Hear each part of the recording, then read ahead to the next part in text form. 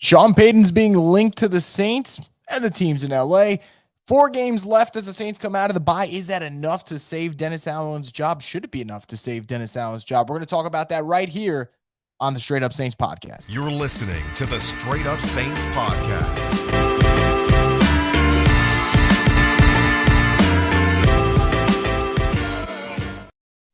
What is up, everyone? Welcome inside the Straight Up Saints podcast presented by DraftKings Sportsbook. And as always, guys, with promo code BOOT, you have a chance to win some money. And this has not been a season to win money on your New Orleans Saints, but you can win money on your New Orleans Pelicans if you want, betting $5 with promo code BOOT. And if you win your bet, you get $150 in free bets. Sounds like a pretty damn good deal to me. Now, this is a really weird juncture of this Saints season.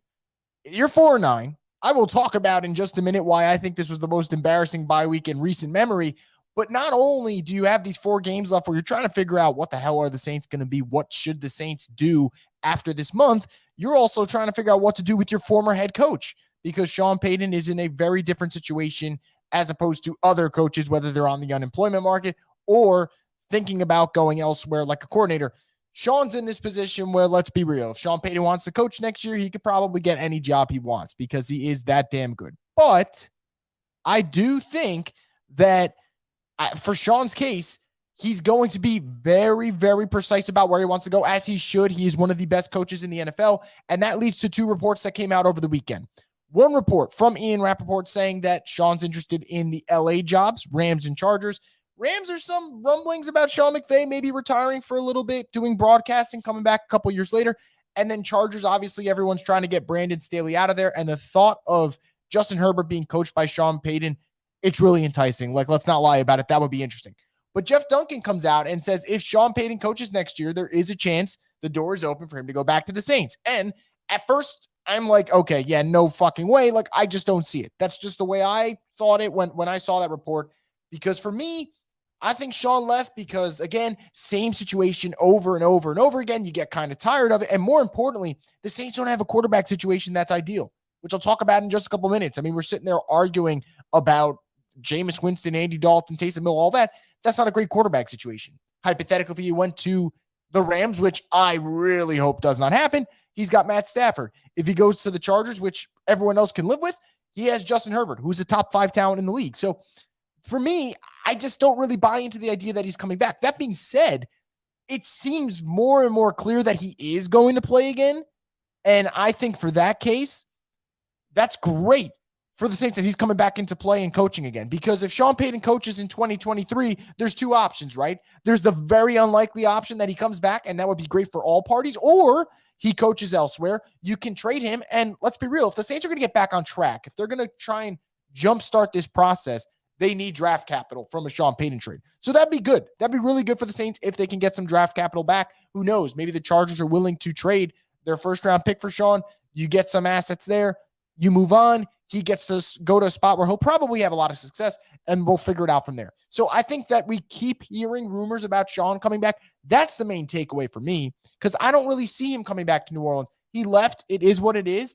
And I think the Saints are in a way messier situation now than they were when he left. So why would he want to come back and fix that outside of money? And I know money talks, but I don't know. I'm curious for you guys. I know some of you guys are already in the chat. When you guys hear that Sean Payton is possibly coming back, do you even buy that? For me, I really have my doubts. I would welcome him with open arms. I am not too good for Sean Payton and taking back someone that left you, but I just don't see it happening. But I do see you guys are in the chat, and I'm kind of going to style this live stream a little bit different. This is really kind of a podcast for this week, but at the same time, it is a Monday. I don't got much going on. So if you guys got comments, I'm going to get into them in just a second, and then we'll get on to the next topic. So I'm going to bring in some of your comments that you guys have here about Sean Payton, and then we'll go into the last 4 games of the season and whether or not that should save DA's job, because that's something that I really want to get into. So let's get to some of them.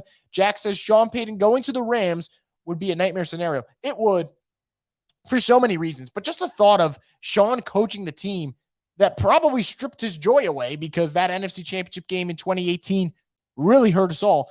That there's no sugarcoating it. I would hate that. I would hate to see Sean coaching the Rams. I've always told myself wherever he goes, who cares? You get a draft pick, whatever. Man, the Rams one would just not sit well with me at all. I would be pretty disappointed in that. John says, the same door open for Anthony Davis to play with Drew and Zion. He still said no. Yeah, look, that's where I'm at, right? I think that, of course the door's open because you can't really rule anything out till it's done. But I just think for Sean's situation, you left because it was a sticky situation and you wanted a break and kind of to reset your batteries and everything. And that's fine. Like everyone is up to do what they want. And I don't blame Sean for doing that. But I do think that there really is no reason for Sean Payton to now come back to a situation that is in a way worse spot than when he left in January. That just doesn't add up. Plus, at the same time, if he were to come back, this is where I think the Sean thing will get really interesting. He left and kind of said, hey, DA should get the job. He looks really good. He's primed for it. So then you come back and then you push that guy out that you were promoting. That's why, for me, that's another reason why I don't buy it. So I just can't see it. So I think all this stuff about Sean coming back, to Kendall's point, is actually possible. Like it could be possible where this is leverage, right? So Saints can be like, hey, you want Sean Payton? Well, he's thinking about coming back to us. And if you really want him, you got to pay up. I think there's two sides to that. Does Sean want to gut his new team? Probably not. But for the Saints, you got to get the best value possible, to your point. So that is interesting. I think it's possible that could be leverage. I just think you're kind of, saying, hey, look, it's possible. But we all have to remember, and I'm not knocking him, but Jeff Duncan also did say, don't worry, Sean Payton's not going anywhere. And then Sean ends up stepping down. So I just think for this situation, I'm just not going to buy it. I'm not saying the report's off. I'm just saying, I don't know, like a lot has got to happen for that. Red Joseph says, I get that the Rams have Matt Stafford, but he ain't still raw about the no call. Yeah, that's why I also found that odd. Yeah, you would coach in LA. You would coach a pretty talented roster, albeit they've been terrible this year due to injuries. But he's got to know in the back of his head, back of his mind, if he goes to the Rams, I mean, Saints fans are not going to be pleased at all. I think there's going to be some Saints fans that are still bitter about this situation, that regardless of where he goes, they're not going to root for Sean Payton. But if he goes to the Rams, then you open the door for people to be like, hey, you know what? Fuck this guy. And I'm not going to blame Saints fans if they get that mad, but I'm not either way. It's not my problem. But I do think that that's very interesting. If he goes to the Chargers, it's like, all right, like whatever. They got Justin Herbert. They got some talent. It is what it is. It's AFC West. Who cares? But if they go to the Rams, yeah, not great. Not great. Jack says, I don't see the Chargers getting rid of Staley if they do well in the postseason. I agree on that. I just don't think they're going to do well in the postseason. I think they're so Justin Herbert dependent that it really is hard to win, right? Offensive line is a mess. Defense had a really good night against the Dolphins, but overall, the defense has been spotty at times. And I just think for them, they have two things, right? If they make the playoffs, maybe Staley's safe, but I think they might be in a situation where if you can get Sean Payton, and I'm the Chargers, goodbye, Staley. Like, I don't care if you make the playoffs or not. I would get rid of you and get Sean Payton. That's just the way I operate in this situation, but that's just me, man. Derek says, not about where Sean wants, it's where does his wife want to live? Well, I mean, look, that could be possible, right? Happy wife, happy life. But I do think for Sean Payton's situation, he is stationed out in LA a lot, whether it's the Fox Studios stuff. See, he does weekly segments on the Herd, stuff like that. I know, back then, years ago, when the Saints were 7-9, there were rumors about, hey, do the Saints trade him to the 49ers? He goes to Cali, stays over there. This isn't the first time. So I don't disagree with you, Derek. It is an interesting thing. I think you can make the I guess, suggestion that maybe that's where the family wants to be. But I think even for Sean's sake, he clearly wants to be in LA. Like if it comes up that many times, I do think that there is, where there's smoke, there's fire. And I do think for this situation, he wants to be in LA. Lob 32 City says, not going to lie, I love Sean, but his system is outdated. His offense disappointed in the 2018, 2019, 2020 playoffs. Time for something fresh and draft picks. I want Derwin in the second round. Well, I don't think you would get Derwin James, because I think Derwin James is probably worth more than a first-round pick.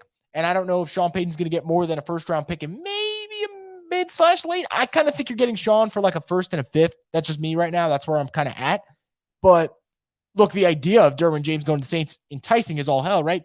Upgraded safety. I think he's arguably the best safety when healthy. He's that good. But when we've seen good safeties get traded for a first-round pick, we've seen some, like Jamal Adams for some stupid reason, getting traded for 2 first-round picks. So I think for Derwin James, he's worth more than a first-round pick to the Chargers. And I just think for, that type of team, I would love a first and a second. I'd think that'd be great value for the Saints. Really great value. So for Derwin in a second, also would be excellent value. I just don't know if that would happen. I don't blame you for saying, hey, start the bidding high, as they should. John says, Payton has a relationship to maintain with Loomis and Benson.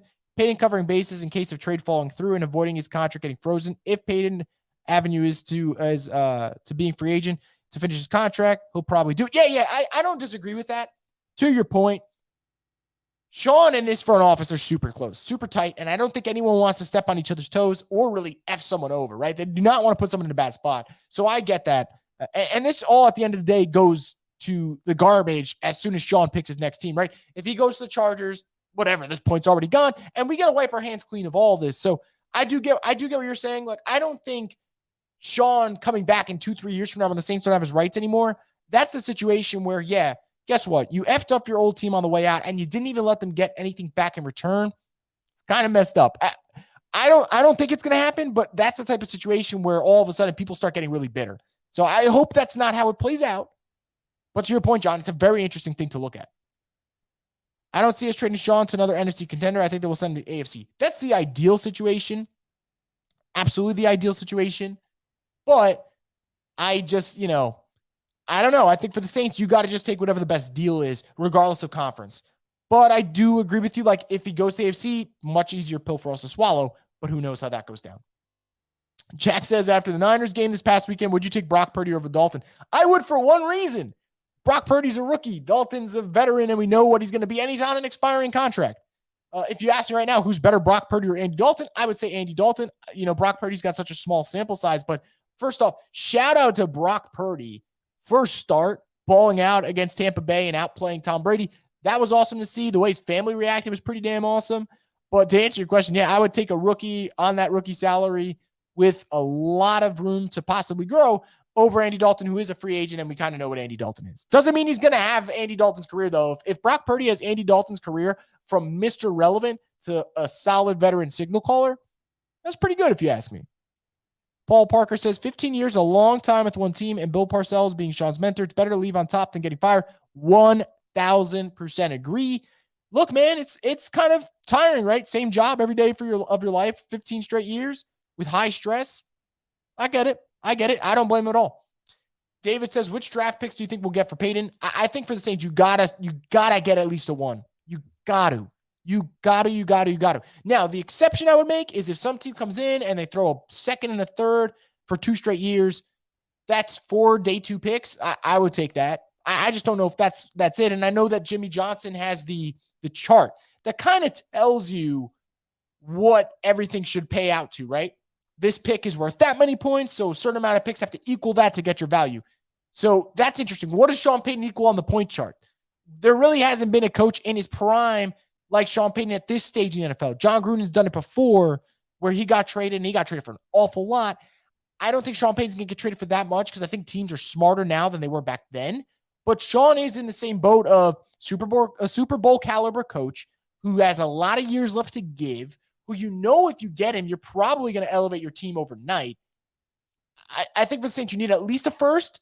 Anything after is awesome, but you need to get at least a first-round pick for Sean Payton. You have to. And in a year where you botched 2 trades with the Eagles, you cannot lose a 3rd trade this year. You just can't. Another unlikely fun theory I have is that whole Brady and Sean link up from earlier this year, and now the leaks of him wanting to be a Saint. Next year, Brady takes us to the bowl, LLJK. Look, I think that is the situation if Sean comes back that we have to discuss, because if Sean Payton comes back, there's no way in hell he is going to sign up for this QB room at all. It's just impossible. But I do think if Sean Payton wants to coach again and he wants to do it in New Orleans for some weird reason, yeah, I do think we have to start talking about, is Brady a Saint? Because those two have been linked together. They have the same agent.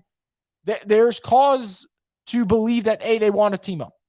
They've talked about it before. I think Brady is starting to show serious decline. I don't think he's fully washed up yet. I think Tampa Bay's got a lot of issues, and it's just easy to just dump them all on number 12.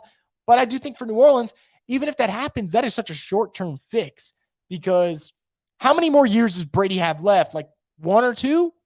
Probably. I don't think it's that many left. Gabriel says, is the QB class next year worth screaming into the abyss and keeping Mr. Bad Day at the office for another year? To answer your question, yes, I think Caleb Williams and Drake May are that good. But to your point, come on, like wasting a whole season to hope that two young quarterbacks end up panning out and being what you want them to be, like that, you need a lot to go right. And guess what? You just punted a whole season. I don't know. Like, I love the idea of Caleb Williams in the black and gold. I don't love the idea of it being December in 2022 and we're saying, hey, fuck it, punt the 2023 season. I hate that idea. So I hope that answers your question, Gabriel. But that's kind of where I'm at. That's where I'm at in all this. I don't agree that Sean's system's outdated, whatever. I think his QB's arms just declined. We still move the ball at elite level. Yeah, I still think Sean can get it done, man. I just think that, to your point, not a lot of offensive weapons towards the end of Sean's Saints career. He's to blame, obviously, for some of that with the way they structure the roster, but also QBs, right? QBs are either aging or getting hurt, or both at the same time. Zeke says, just hopped on, might be in the minority, but I would gladly take Sean back over taking a gamble on a young head coach. I know not having a first-round pick sucks, but we know Sean can win in this league. Yeah, I want to make this very clear right now. I didn't do it before, so I apologize for that. If you told me to pick, would I rather have a first-round pick and a new head coach or Sean Payton? I would take Sean Payton every single time. We know what Sean is. We just know what Sean is, and I love the idea of the Saints hiring Ben Johnson, the Lions offensive coordinator, or the Saints maybe even going defensive again and getting DeMeco Ryans, or the Saints going out and getting, another young offensive-minded coach. But, like, you do not know how someone does in the big spotlight until they perform, which you're seeing with Dennis Allen now, right? Great defensive coordinator. But now all of us over the last 3 months have lost patience and are ready to kind of move on from that experiment. So I just think that's fascinating. Anyway, I see you guys dropping more comments. I'm going to get to those in a second. But before I do that, I want to talk about the last 4 games of the season and whether or not they should matter for the Saints, for the front office, for Dennis Allen, for making coaching changes. I think this idea that, hey, if the Saints go 3-1 or the Saints go 4-0 over the next 4 games, people are going to have a different perspective on DA. I think that's just normal. I think that's possible that people change their perspective. I don't expect them to finish with either record because, for starters, the Saints haven't won back-to-back games at all this season. For them to figure it out in the last month, that seems kind of stupid in my opinion. I just don't know if that's going to happen. That being said, here's the conversation I had. You guys could share your thoughts, and I'll definitely pull them up on the screen in just a minute. Should the last 4 games matter for Dennis Allen? If he wins 3 out of the next 4, if he wins all of the next 4, should that save him his job? Now, I think if he finishes with that record, that does save his job. Should it, though? And my answer to that question would be no. I think for Dennis Allen, you guys know where I'm at with him. You brought him in to win now, to steer the ship that was already kind of on cruise control. That was it. You didn't bring him in for a long rebuild. You didn't bring him in to overhaul everything. You brought him in because he was the closest thing in your mind to what you just lost, and you keep everything afloat. That's not working. But more importantly, I'm looking around the league, and I'm seeing other coaches in spots that aren't as easy, and they're finding ways to win football games. And that is what tells me that I've seen enough of DA. It's the bye week, right? None of us should be sitting over the bye week feeling worse about the Saints. Yet I sat here on Sunday and I thought worse about the Saints yesterday than I did last week. And I know that sounds crazy because they blew a 16-3 lead against the Bucs on Monday night, but I'll explain why. I'm watching the Lions, who last year had one of the worst rosters in the NFL. One of the worst. They go out, make some nice moves in free agency, bring in a DJ Chark, beef up their O-line a little bit, have a really good draft, right? Bring in Aiden Hutchinson. They draft Jameson Williams, who didn't play until last week. Regardless, still makes a big play against the Vikings on Sunday. But I'm seeing the Lions in year 2 with a roster that's still not ready yet to contend for a title or for an NFC championship spot. They are scrappy as all hell. They have taken on the identity of their head coach, but more importantly, they're learning how to string together wins, which is something the Saints, with a veteran locker room, with a veteran in terms of experience coach, and they can't figure that out. The Saints are 4-9, and they haven't won back-to-back games this year. The Lions, who started off this year with an abysmal record, are 5-1 in their last 6 games to get them up to 6-7, and now they're about a game and a half out of a playoff spot with 4 games left. No one saw that coming. No one. And if the Lions were in the NFC South, they would be the division leaders today. Like, that matters to me. Dan Campbell in a lesser spot, and the reason I bring up Dan Campbell, because he's a former Saints coach, in a lesser spot, with more work to be done than DA ever thought he would probably have to do, they look better today than the Saints. But I'll take it a step further. The Saints lost to the Panthers when Matt Rule was their head coach. 2 weeks later, he gets fired. The only reason he got those 2 extra weeks is because they beat the Saints. Anyway, he gets fired. October 10th, the Panthers named Steve Wilks their interim coach. October 10th. Steve Wilks already has as many wins this season as Dennis Allen. And he missed a whole 5 weeks pretty much. He didn't come in until October 10th. And he is 4-4. And DA is 4-9. And the Panthers don't have that great of a roster. Got rid of Robbie Anderson. Traded McCaffrey to the 49ers, who balled out yesterday. And he is finding ways with a bad quarterback situation to win games. And they are beating teams like the Seahawks. They're beating teams like the Bucs, who the Saints haven't been able to beat. They're beating teams like the Falcons. Are these great wins? Maybe not, but guess what? They're playing really hard for their coach. They're taking on an identity of being good defensively, playing complementary football, and they are not doing it with the excuse of saying, oh, well, they have a great quarterback. It's easier. No, they're winning games with Sam Darnold. They've won games with PJ Walker. This is, when I see Steve Wilks getting the job done, I see Dan Campbell getting the job done. I'm looking around and I think, should 4 meaningless football games really save DA's job? I think the answer is no, but I feel like the answer for the Saints front office might be yes, because I don't know if they really want to move on from DA.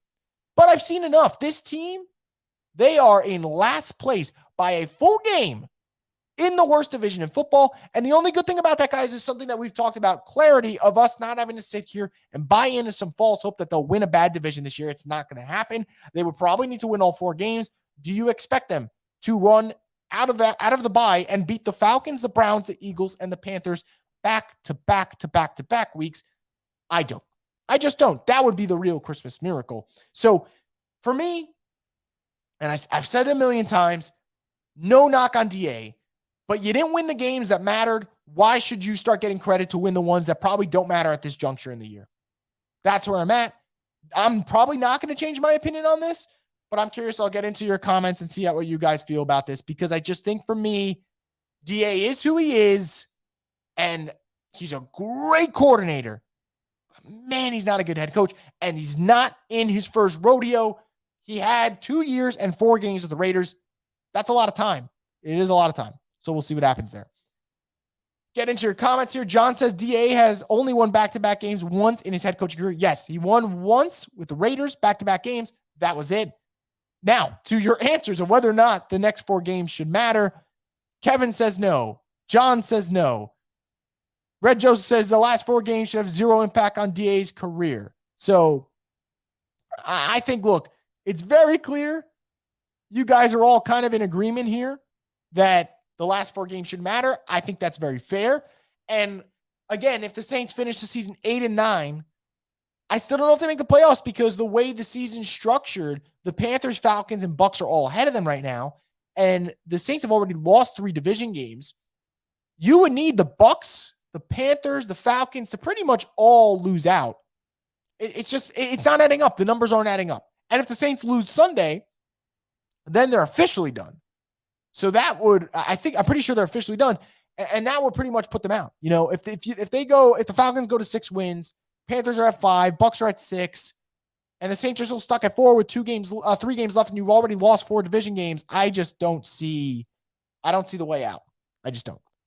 Kevin says, DA showed us who he was, not getting better than that. He can go be a DC elsewhere. Yep, and that's what will happen if he gets fired, obviously. So we'll see what happens there. Gabriel says, do you think getting curb stomped by 46 points against the Eagles will be embarrassing enough to get rid of Pete and Dennis? Well, I mean, I think the Bucs game was it for me. I don't know about you guys. I haven't been patient with this coaching staff. Admittedly, I think next time around, if the Saints fire DA, get a new head coach, I'm going to have to learn to be more patient, and I will be. I just don't have a lot of patience for DA because he's not a first-year head coach, and this wasn't a rebuilding roster. I was done after the Bucs game, like officially done. I was done before that game, but then that game happened, and I was like, I don't know how you let them back in the facility. So if they get curb stomped by the Eagles, that changes nothing for me, and I don't know if it changes anything for this front office. I kind of think this front office has made up their mind. I think deep down they know they can't win with this staff. They got to know. They got to know because this is the perfect year for DA. Perfect year. Rebuilding Panthers, rebuilding Falcons, and Tom Brady finally looks like a 45-year-old man for the first time in his life. And you are in last place of that division by one full game. This was the perfect script for DA to get in the winners column, to really figure shit out. And he didn't. And when you watch this weekend unfold and the Bucs lose to the Niners and the Panthers win, but Panthers only have 5 wins. You think about that game and you realize it would have been a 4-way tie if you didn't blow that Bucs game, but you did. You did. And that matters. So I don't think them losing to the Eagles by an awful lot should change much. It's not going to change my mind.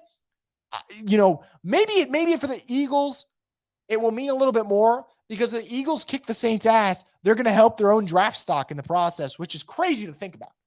But I don't know if that should really matter. I really don't. Cruise control, dude, put it off in the goddamn ditch when the division is poo and he had the moment to prove he can coach teams with worse talent, getting the job done. Yeah, that is a great comment. Just call me Trey. And I think for DA, that's the thing, right? Do not tell me that it's the injuries, it's the quarterback situation. I'm watching this. The Giants have 7 wins with no wide receivers and Daniel Jones. The Lions have 6 wins. I think the Saints, and I'm going to double check this real quick because I want to be right about this, obviously. The Saints have the third worst record in the NFC. And the only reason I say third worst is because they have the tiebreaker over the Rams because they beat them head to head. But only one team has a statistically worse record in the NFC than the Saints and the Chicago Bears. But at least the Bears got Justin Fields, and that could end up being their ticket to getting out of hell. The Saints, on the flip side, I don't know what that ticket is. Okay. John says, let's look at all the games we lost due to bad coaching. Carolina, Bengals, Cardinals, Ravens, Steelers, 49ers, and Tampa. If we had a real coach that can clean up mistakes, we're a second seed. Look, even if they're not a second seed, they win the Monday night game. They win the Bengals game. And they win the Steelers game. And let's just give those 3. I don't want to be super greedy. Let's just take those 3, right? The Saints would be 7-6. They would be running away with a terrible division. As they should be. But they're not. And to your point, John, we can't sit here and make excuses for DA all the time when I'm seeing coaches in lesser spots win. That matters to me. It matters a lot, guys. It matters a lot. And to Kevin's point, Dan Campbell, when he steps on that field, I feel like his guys want to go to war for him and they will put everything they got on the line. And after the game is over, they're going to let you know about it. I haven't gotten that vibe since that loss on Monday night to the Ravens. I just haven't. I felt the vibe in the Raiders game. Then the Saints went around and they lost that Ravens game. And ever since, they have felt like a dead man walking. Ever since they've only got that one win against the Rams, which was a beat-up Rams team. No Stafford, no Cooper Kupp. Other than that, a shutout loss to the Niners, choking to the Bucs, losing to the Steelers, who have been an abysmal team this year. Where does it end? I just don't know where it ends. I don't. I just don't. Gabriel says, will the Pelicans and Saints ever be good at the same time? It feels like you got to sacrifice one to have the other, and that shit is crazy. Yeah, I don't know. I'm starting to think that's a thing, right? Now the Pelicans are on the rise, so now it's like, oh, well, when are the Saints going to be good again? Because this Pelicans core is ready to win now, and they're super young, which is pretty damn awesome. One crazy Wolverine says, you're making me even more depressed. That is not my intention. I do apologize for that. My intention here is not to just beat down on Saints fans. My intention strictly is to point out that this regime just has not gotten the job done. And there are coaches and front offices that are in tougher spots, and they have figured it out. And I just think that for the Saints, when you make a mistake, it's fine. You just got to be able to move off it quickly. And that's going to determine it, because if you're so willing to stick your neck out and go to bat for something that's not working, that is how you get in that bigger hole that you can't climb out in until, 2025, 2026, whenever. Whereas if you just get off of a mistake, then you got a shot. Red Joseph says, Coach Allen took a great franchise from 9-8 to being the absolute worst team in the league, put his job in the bin. Yeah, look, I had this argument with someone on Twitter. Someone said, yo, Chris, relax. You're being really harsh. The Saints weren't world beaters last year. They were not. Saints were injured last year. Saints are injured this year. Saints finished 9-8 last year. This Saints team is 4-9. Coaching matters. It matters. It just matters. And I think for me, I know it's hard to compare Sean and DA because Sean's a top 5 coach. DA is a really good coordinator. And that's where I leave it at. I don't know how you can watch last season, then watch this season and be like, nah, it's not that different. It's really different. It's the way they lose. The Saints, I think, lost 5 straight games last year. I think they went from 5-2 to 5-7. And I swear to you guys, I did not lose faith in that team because I felt that they were losing because of injuries, not because of coaching, not because of lack of heart, because of injuries this year. And we got 4 games left and there's not much to play for. We're going to find out on Sunday very fast. Are they bought in? Is this locker room ready to give it their all for the last 4 games? Some of them might check out. I don't know if you guys listen to Nick Underhill and Mike Triplow's podcast. They talk about it a lot. It's the idea of if someone checks out or not, because if someone checks out, that's on coaching. Because you guys bring up Dan Campbell. Dan Campbell last year when the Lions were horrific, it's week 17, it's week 18, and these guys are fighting their asses off for their head coach. Will that happen with 4 games left when the Saints are pretty much done? That's going to tell us a lot. It will. Another comment here, and I want this fan base to stop jumping on bandwagons they see in comments and blaming certain players like Tyron, who we have yet to see beating coverage. The whole defense can't tackle. Well, yeah, look, I think for a season like this, it is so unfair to put on one person. Tyron's had his issues for tackling. Marcus May's had his struggles. The D-line has picked it up lately, but early in the year, they struggled. Offensively, they're not scoring in the red zone. Special teams has been iffy. Receivers have been banged up. Running back group has not been that good. So, yeah, like to blame it on, like this idea of blaming it on one player, I think that's just dumb. There's a lot of blame to go around, but it all starts first off with the coaches kind of taking it on and kind of assuming some responsibility. Gabriel says, Kaden Ellis is really going to leave after this year and be the next Hendrickson, huh? It is possible. Regarding Kaden Ellis, I'm trying to get him on the podcast once the season ends. I'm going to try and work out a date with him. We've been in communication about it. I would love to get him on soon after the season ends. This way we can discuss like what the mentality is. I'd imagine he wants to still be in New Orleans, but they're going to have to pay. Like Kaden Ellis has earned that contract. That's next. And to your point, you don't want him to be that next line of Saints players that leaves and all of a sudden you're like, all right, it wasn't a fluke. Like they're legit and they're young and they got years left to grow and we'll see. But I will like to have Kaden on. I'm trying to work that out. He's an awesome guy, and I'd love you guys to kind of hear what he has to say about not just the season, the way this team's gone, but for him too, because this has been a big year for him to grow, and he's done a damn good job of it. I'm going to go back to a comment that you guys left before because I found it really interesting. It was about Rashid Shaheed. What is Rashid Shaheed worth? Honest question, because I never want to see him or Olave in another jersey. I really think he could be transcendent if he could stay healthy. Well, worth-wise, I think it's too early to get into that, but I do think that Rashid Shaheed has played really, really well over the last couple weeks. 4 catches for 75 yards on Monday night. If he gets hit in stride, he probably has a deep touchdown in that game. And I think for him, what he's been able to do, yards per reception, yards per carry, just maximizing his touches, I think it's awesome. And I think for Rashid Shaheed, the last 4 games for him are an opportunity to show that he's not just a returner. And I think he's kind of showing that. And I think if he continues that, then we go into next year and we say, okay, where does he belong on the wide receiver depth chart? Because he can return kicks, but I think he's looked really good as a receiver. And I want to see this grow. And remind you guys, Olave and Shaheed, they're doing this with Andy Dalton. I'm not trying to knock Andy Dalton, but they're not doing this with Mahomes. They're not doing this with Josh Allen. They're not doing this with Joe Burrow. They're doing this with Andy Dalton, and they're looking good in their rookie years. That's pretty damn awesome. And look, in a season where I've been doom and gloom at times, I have thought about where, hey, it doesn't look good. That is a bright spot. 2 rookie receivers really setting the tone and maybe being kind of the backbone of this offense for years to come. That's something interesting for me. DA's non-existing contract is the only reason I believe the Sean thing has a chance. They know exactly what way they're going with this team next year. I have the feeling. I kind of think so too. My worry is if the Saints win the last 3 out of the last 4 games, don't even make the playoffs, but they finish 7-10, do they kind of mess around and bring him back? And I just feel like that would be a mistake. Because like I said, winning the meaningless games should not overshadow losing the games that matter. And when they lost the games that mattered, they were in embarrassing fashion. 13-0 shutout, 16-3 blown lead. They don't lose normal. They lose in ways that just make you want to pull out your hair. And that, again, all that matters. You got to put everything in perspective. You have to. I know I'm probably going to look like a dumb mother effer for this take.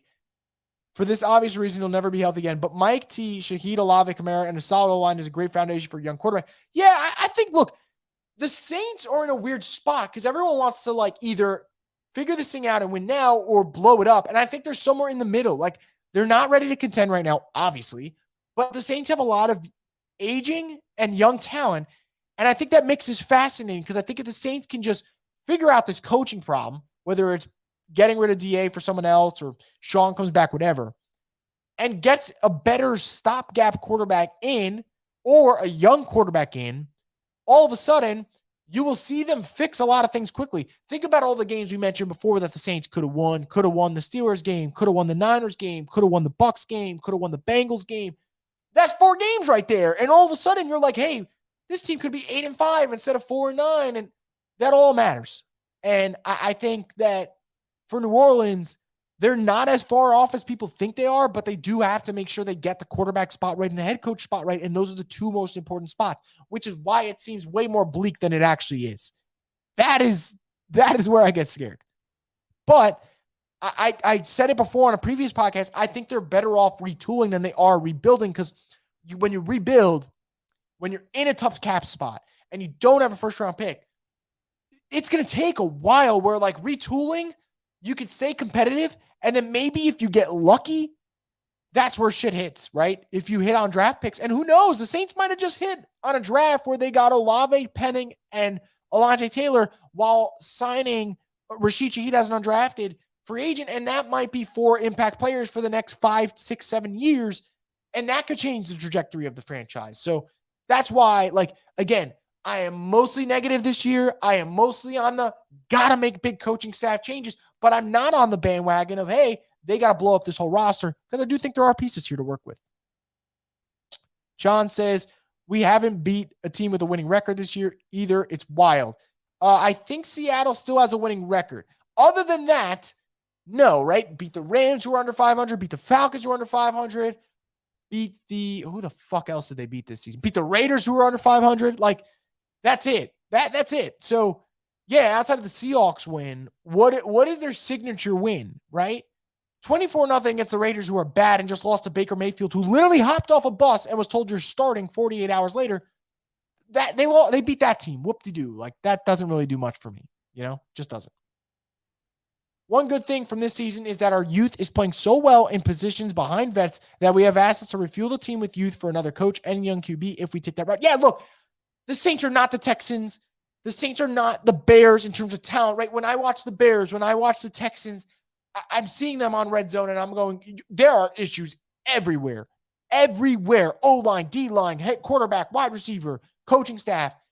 The Saints, it's quarterback and coach. Those are huge spots. These are not positions to kind of go, oh, okay, well, you fix that, you're fine. It's not that easy. But that's where I'm like, there is a path to salvation. I don't know if it's there for some other teams. Yeah, I just don't.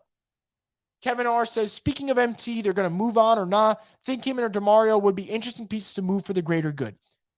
I'll go to DeMario, then I'll switch to MT. I think DeMario Davis should be moved if the Saints want to keep Caden Ellis. I think you can trade DeMario to a contender. He gets a win-win out of that, right? Gets moved to contender, can have a chance at a Super Bowl while he's still playing at a solid level. The Saints, meanwhile, will get to commit to Caden Ellis. Him and Pete Werner could be your linebacker duo for the next 5 years. And I think Caden Ellis is kind of showing you what he could be. Maybe he can be even better. Maybe he could tail off a little bit, but he's shown enough where you're like, okay, he's legit. He's 9th in tackles over the last month of the season. He's been great. So I think that is someone you explore for trade.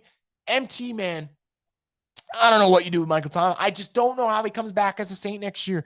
I just think so many bridges have been burnt. And I want to see the Saints figure it out with Michael Thomas. But if it was going to happen, I thought this was the year. So when he starts liking tweets about the medical staff doing him wrong, and he's putting his Twitter on private and he's tweeting out stuff during the game that fans don't necessarily love, and you know that he could still play, you just got to stay healthy, but the health part might be him not being on the same page with the medical staff. How does that man come back? I don't know. I just don't. So I do think they're going to move on from him. That's just where I'm at. I just do. You guys asking for Will Lutz, what happens with him? I think the Saints have a very interesting decision to make with Will Lutz, because I think the easy thing for people to say is, well, you either restructure him or whatever.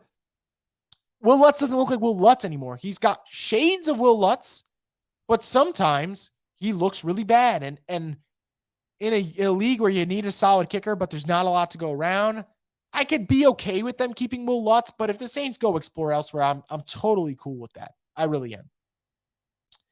What makes losing twice as hard? Watching the Eagles laugh right in our faces. Can't blame them. No, I can't blame the Eagles fans at all. I have like at least a couple Eagles fans every week that come in my mentions and they go, thanks for the pick, as if I sent it to them. And I just tell them, like, I don't blame you, right? Like, I'm not going to be salty. The Saints made the trade.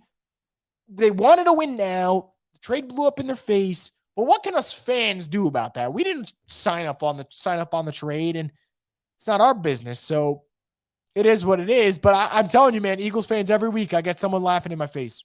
Every week.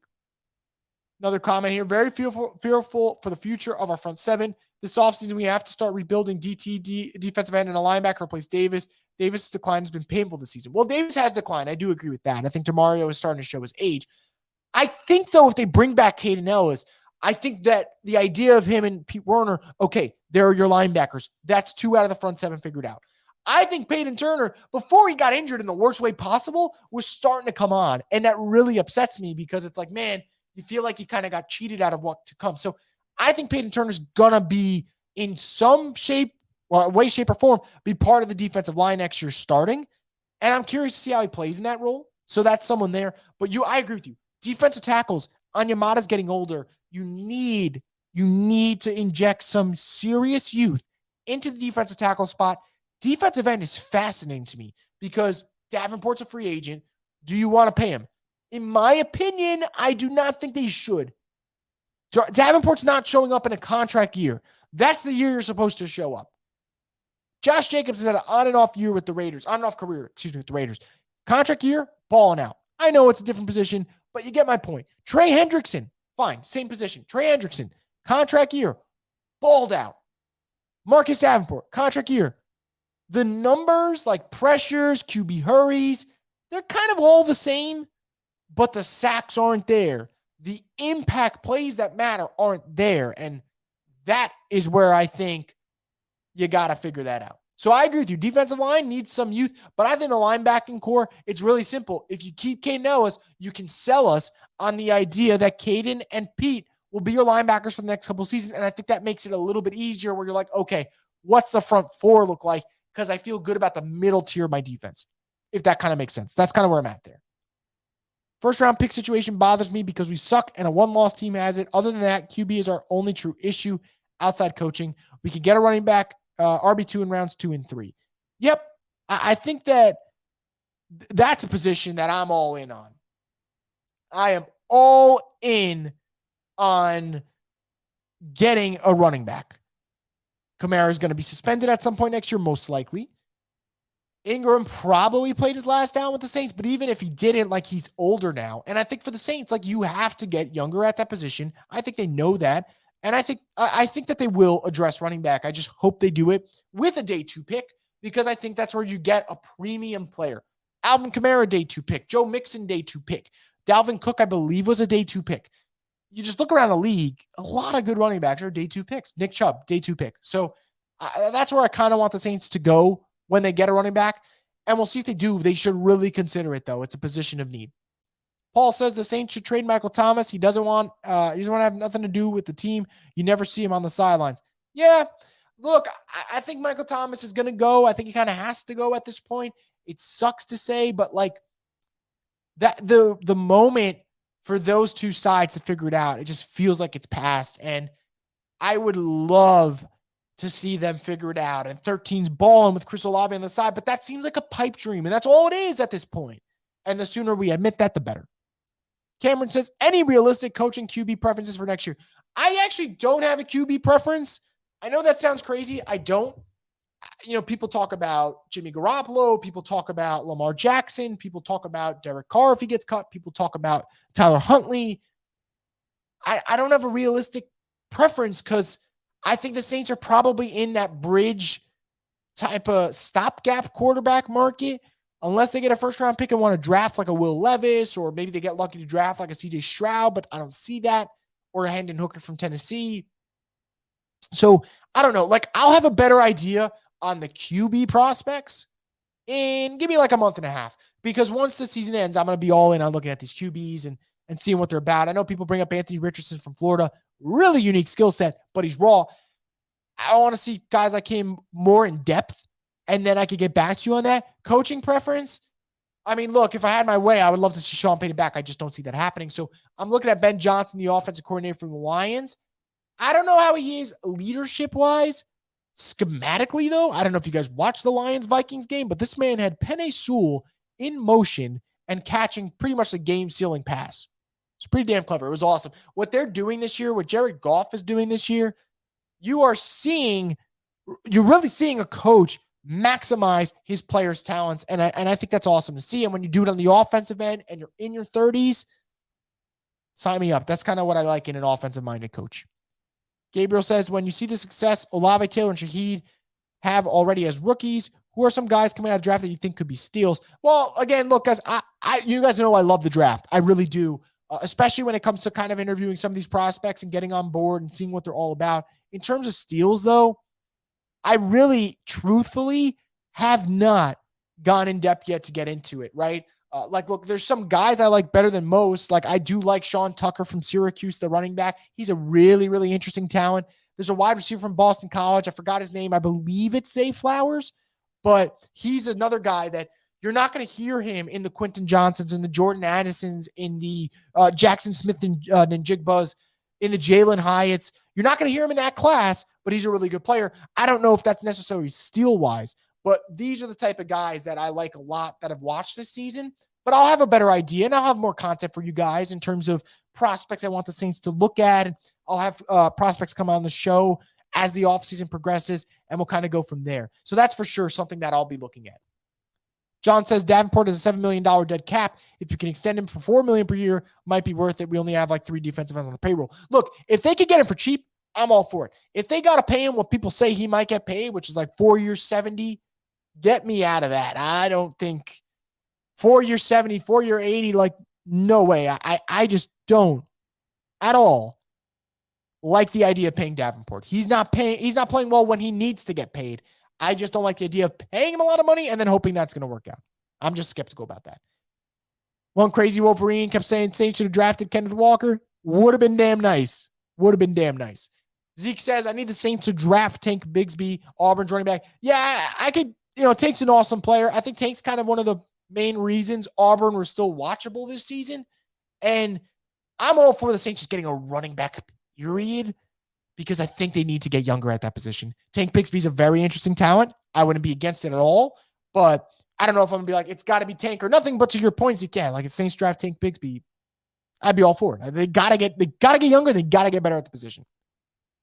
Comment here. I'm fine with Carr or Goff situation if we can find a way to get them with a new coach, but it has to be if we find a way to get a legit QB prospect like Hendon or something. I love that idea. I'm going to be honest with you guys. I would not be opposed to the Saints signing Jimmy Garoppolo and bringing in Hendon Hooker. That seems expensive, so let's pull back. What if the Saints bring in one of their 2 quarterbacks from this year and sign Hendon Hooker and draft Hendon Hooker? That's not the worst situation in the world. Like, I think that's something they might have to do. As for Carr, here's where it gets interesting.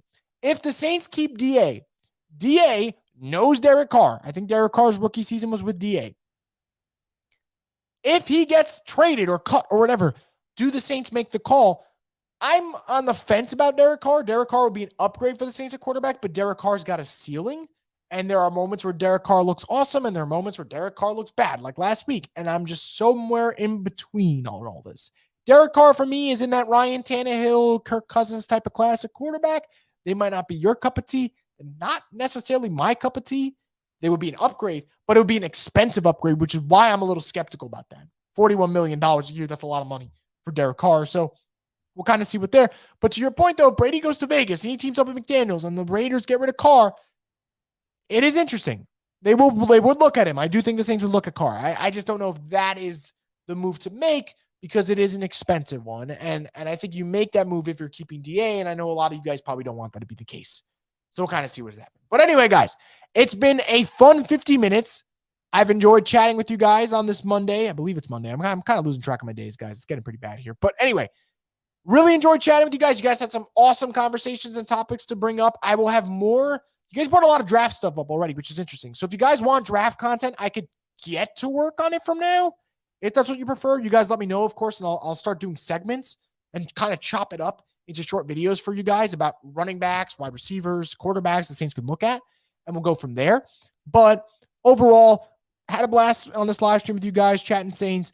We'll probably have another episode in a couple of days from now previewing the Falcons game. And if not, obviously, as always, I'll have a live stream after, which was really fun last week. Hopefully, we can kind of double up on it again and do it all over again on YouTube here. So make sure you guys subscribe to Boot Crew Media's page if you haven't. Until then, guys, enjoy the rest of your week. And as always, stay tuned to more content here on the Straight Up Saints podcast, the destination for the Who Dat Nation.